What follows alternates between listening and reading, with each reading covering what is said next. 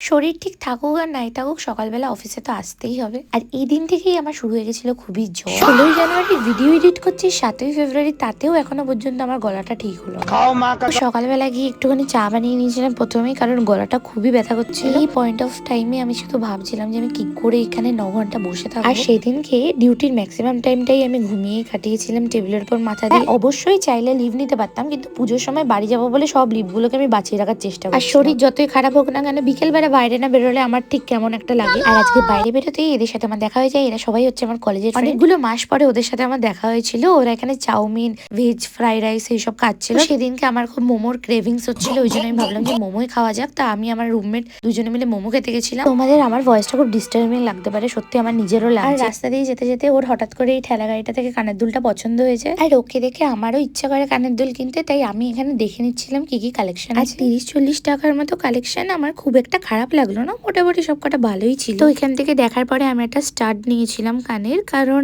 আমি তো ঝোলাদুল পরতে পারবো না, আমাকে অফিস যেতে হয়। And the main thing is পরের উইক থেকে আমাকে ইউনিফর্ম পরেও যেতে হবে। তো এই দুটো ইয়াররিংস আমরা কিনেছিলাম। কমেন্ট বক্সে অবশ্যই জানিও কেমন লাগছে এই দুটো। দেন বাড়ি ফেরার পথে এখানে একটা তেলে ভাজার দোকান দেখতে পেলাম। আমাদের এখানে সাধারণত অত ভাজাভুজির দোকান দেখতে পাওয়া যায় না, তো এখানে দেখা মাত্র আমাদের খুব খেতে ইচ্ছা করছিল। এই দোকান থেকে আমি একটা ব্রেড পকোড়া নিয়েছিলাম, আর তারপরে পাইনাপেল জুস খেয়ে সোজা বাড়িতে চলে গেছিলাম।